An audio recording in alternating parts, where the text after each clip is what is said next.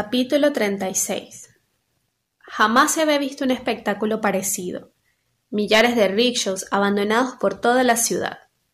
La huelga, la primera gran huelga de los últimos hombres caballos del mundo, paralizaba el transporte más popular de la ciudad. Pero la huelga es un arma para los ricos, admitiría dolorosamente Hassari. Los buenos propósitos no duran mucho cuando uno tiene el vientre retorcido por los calambres del hambre y la cabeza tan vacía como la piel de una cobra que acaba de mudarla. Estos patronos brutales lo sabían perfectamente. Sabían que nos desmoronaríamos pronto. Al cabo de 2 días, algunos camaradas volvieron a sus bares. Otros los imitaron. Pronto habíamos regresado todos a la calzada, en espera de clientes, incluso aceptando precios por debajo de la tarifa para poder comer enseguida cualquier cosa. Y nos vimos obligados a pagar los nuevos alquileres. Fue muy duro. Pero felizmente se produjo un acontecimiento en esta ciudad que impide llorar en demasía la propia suerte. Cuando conocí a mi compañero, Atul Gupta, me froté varias veces los ojos, cuenta Hassari Pal. Me preguntaba si en lugar de esperar clientes en la esquina de Russell Street, no estaba en un cine viendo una película, porque Atul Gupta se parecía al héroe de una película hindú.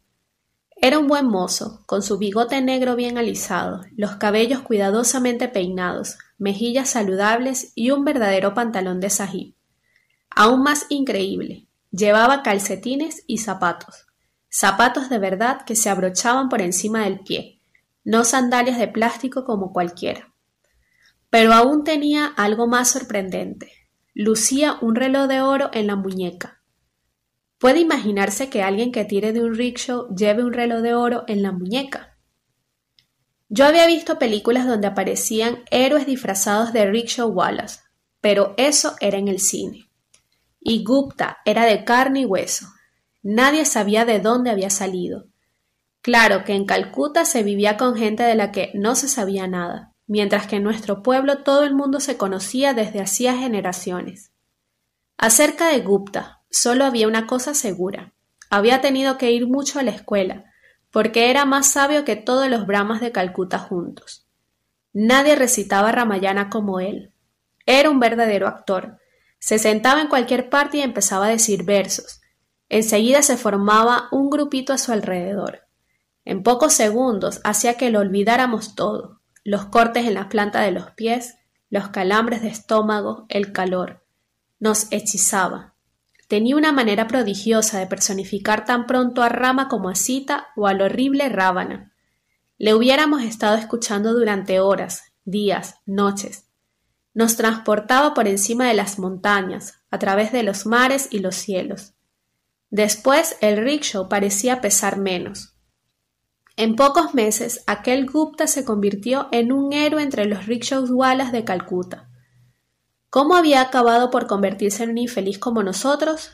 Misterio. Unos decían que era un espía, otros un agitador político. Vivía en una pensión de Free School Street que frecuentaba gente rara, extranjeros que andaban descalzos y que llevaban collares y ajorcas en los tobillos. Se decía que se inyectaban drogas y que fumaban, pero no bidis, sino el bhang que da el nirvana. En cualquier caso, Gupta no iba descalzo y yo nunca le vi con un cigarrillo en los labios. Trabajaba duramente como todos nosotros. Al amanecer siempre era el primero en llegar a la parada de Park Circus y seguía tirando de su carrito bastante después de que cayese la noche. Claro que hay que decir que no tenía tras él años de estómago vacío como los demás. Aún tenía un buen motor. Como nos ocurría a la mayor parte de nosotros, su rickshaw carecía de licencia. En Calcuta, con un buen bakshi, uno hubiera podido conseguir las llaves del paraíso. En cualquier caso, con licencia o sin ella, Gupta debía de sacar bastante dinero, porque las mujeres se disputaban el subir a su rickshaw. Sin duda tenían la impresión de que iba tirando del carrito Manush Kumar. Sin embargo, en nuestro trabajo era mejor pasar por el más infeliz de los infelices que parecerse a una estrella de cine, porque cuando más se salía de la vulgaridad, más ojerizados tenían los demás. El apuesto Atul Gupta pudo comprobar esta verdad un día en que llevaba a 2 señoritas a su domicilio de Harrington Street. Un camión de la basura había sufrido una avería y toda la calle se encontraba bloqueada.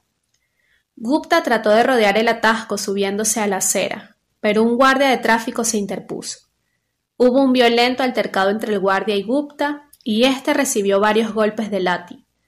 Fuera de sí, Gupta soltó sus varas y se arrojó sobre el policía.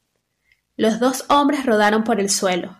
Finalmente el policía corrió a pedir ayuda a la comisaría y toda una patrulla se apresuró a acudir para capturar al irascible joven y confiscar su rickshaw. Cuando le soltaron al día siguiente al mediodía, Atul Gupta era una masa de carne y de sangre. Le habían estado aporreando durante toda la noche y le habían quemado el pecho con cigarrillos. Le colgaron de un gancho por los brazos y luego por los pies durante horas, azotándole el cuerpo con un bambú. Sin duda no era tan solo por haberse pegado con uno de los suyos, por lo que se le infligía aquel castigo. Era por sus pantalones limpios, sus camisas, sus zapatos de sahib, su reloj dorado. Un esclavo no tenía derecho a diferenciarse de las demás bestias de carga. La policía no se contentó con la paliza y presentó una demanda contra Atul Gupta ante los jueces de la Bonsal Court, el Tribunal Correccional de Calcuta. El día de la vista, los rickshawwalas formaron una verdadera escolta de honor a su camarada. Como casi no podía andar, le instalaron en uno de sus carritos adornado con flores. Era como un mahará o como una estatua de Durga aquel compañero nuestro, evocará Hazaripal, salvo que tenía vendajes en los brazos y en las piernas, y que parecía tener los ojos y la cara embadurnados con litros de col. Hasta tal punto la cara estaba llena de equimosis. La Bonsal Court era un viejo edificio de ladrillo al otro lado de Dalhousie Square, en el centro de la ciudad. En el patio, al pie de un gran baniano, había un templecito. Los rickshawwalas hicieron bajar a Gupta ante el altar decorado con los retratos de Shiva y de Kali, y del dios mono Hanuman, porque era muy piadoso y quería tener un darshan con las divinidades antes de presentarse ante los jueces.